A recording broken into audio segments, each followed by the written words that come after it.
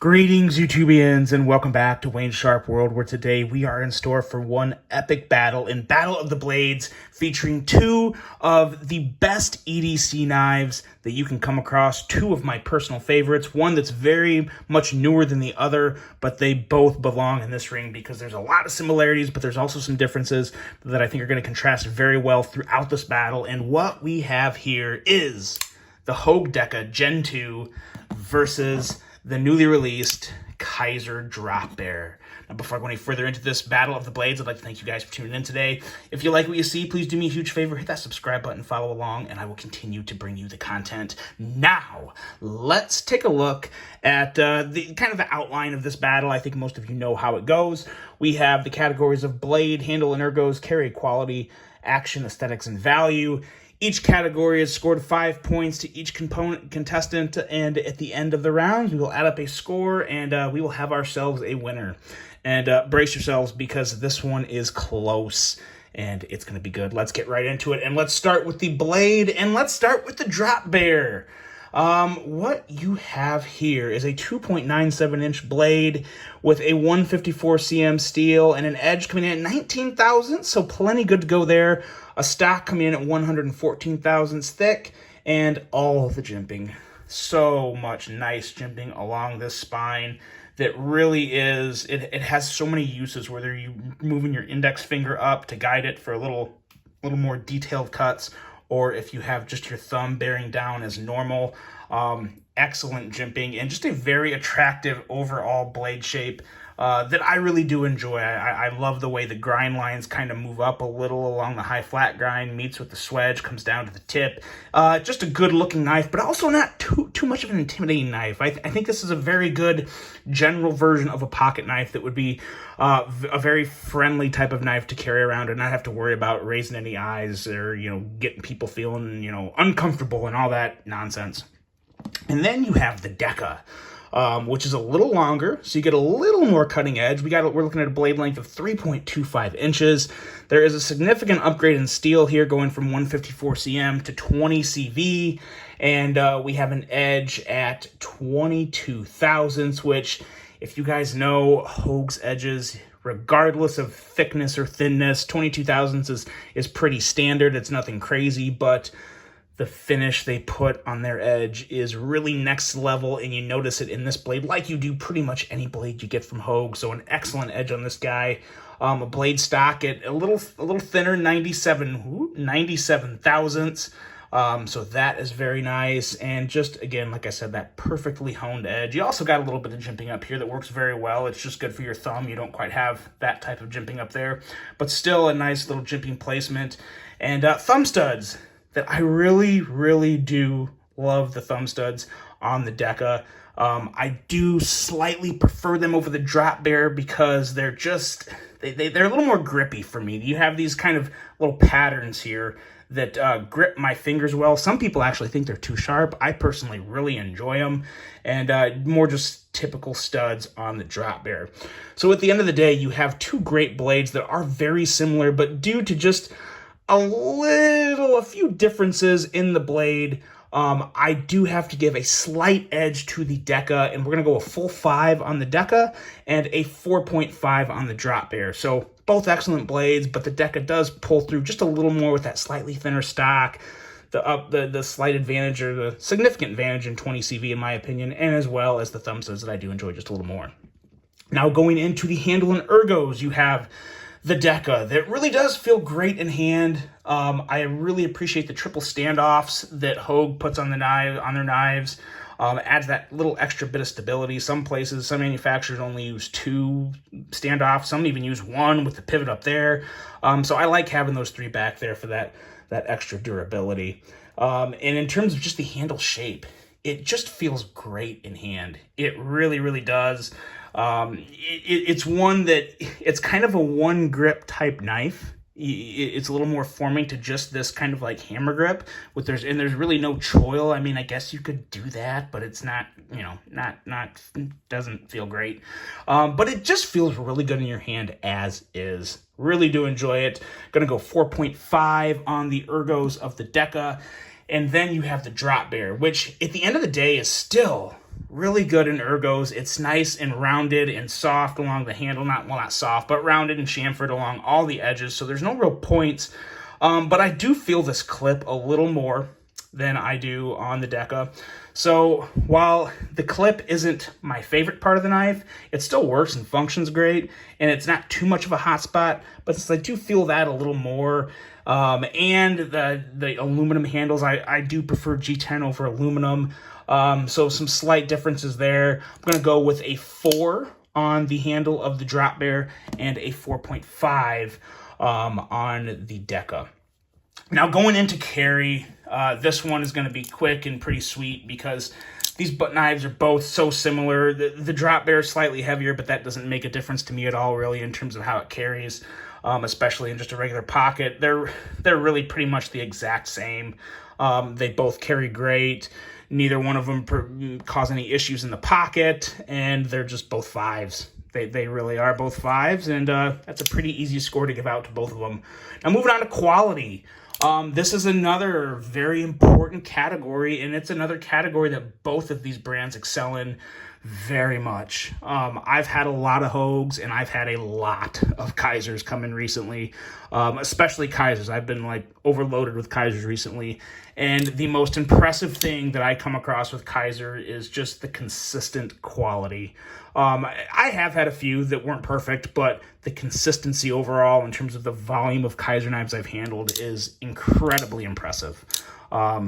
Super impressive. And the same with Hogue. I haven't handled quite as many Hogues, but I've only had, of all the Hogues I've handled, which is probably double digits, I've had one issue, and that was just a stripped screw on a clip. So outside of that, I've had an extremely good track record with Hogue as well.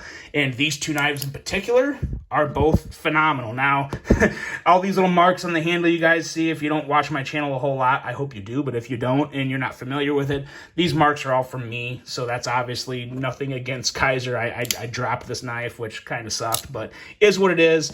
In terms of quality, these are both 5s. They are both fantastic. Super smooth in action and just no issues with the fit and finish or anything whatsoever. And that's no surprise because Hogue and Kizer really are two of the more reputable manufacturers in the business through my experience and through my reviews and handling. Two of my favorite brands right here. So they both get full 5s for consistent top-notch quality. Now going into the action, this is where things change, and this is where the momentum starts to swing in favor of the Drop Bear, because this clutch lock system, along with these clutch lock studs, combined with bearings on the inside instead of washers, which you see washers on a lot of crossbar style locks, that's pretty much the norm, but not the Drop Bear. And it makes such a difference in terms of just how fidgety this action is. It's insane. It is by far and away, and there's really nothing that even comes that close in terms of just how fidgety and how good and smooth this action is. This is a full 5 all day, and as you guys know, you can adjust the strength of the clutch bar on the inside. There's little holes where you can move the spring. I've personally found that the middle marker is perfect for me. It's nice to have all the options, but I feel like it's something to where once you figure out what you like, you're just going to go with that and never change it. So it's nice to have the options, but once you figure it out, you're pretty much staying there. And I really enjoy that middle setting. Makes that a absolute fidget beast. Now, in terms of crossbar style lock action, this would be second, but it would be a distant second. Because it's very good and very smooth in its own right. The Able lock has been executed by Hogue to, I think, as good as they can get it, considering that they're using washers and certain things like that, to where if you start to use bearings, then maybe you'll have a difference. But for washer action on a crossbar style lock, the Able lock is as good as it gets. But comparing these two, there's obviously a difference. So we're going to go for a full 5. There's no getting around it. This is 100% excellent. Full 5 all day. And then the Deka still gets a 4 because it is still good, but it's a significant drop in terms of just how fun and fidgety this knife is. And again, not everyone looks for fun fidget factor in a knife, but if you're looking for one, the Drop Bear is very, very hard to beat. Yeah, it just really is. Going into aesthetics, and this is again the most the most debatable category because it really comes down to personal preference. While I do think these both look great, I do have to give an edge to the Deka because I like the blade shape a little more. I just like the overall lines of the handle and the knife. It's a typical Leishowitz design, and he's one of the better designers out there. Not to take away from Mr. Aza, who is a phenomenal designer in his own right, but just the lines. I just prefer the blade shape a little more on the Deka, and I like the handle shape, and I like how they both work together. It's so personal, and it's still very close. But I am going to go a full 5 on the aesthetics for the Deka because I've loved the aesthetics of the Deka since it came out, and it's one that it hasn't really went down, or it's just been such a steady Eddie for me in terms of my EDC rotation, and a lot of it has to do with the aesthetics because I know I'm already getting great quality and performance from the steel, so it will come down to aesthetics a lot of the time for me when I have a lot of knives made of the same materials. Which one do I enjoy carrying more? And the Deka is on top of that a lot. But again, the aesthetics of the Drop Bear are very, very good. I enjoy it a whole lot, and it's one that I have carried a lot and used a lot, as you can see. So still nothing bad about it. There's really, to be honest, there's nothing I'd change. It's just comparing the aesthetics of 2 knives, and the Deka is slightly ahead. So we're going to go the 5 on the Deka and 4 on the Drop Bear. And then value.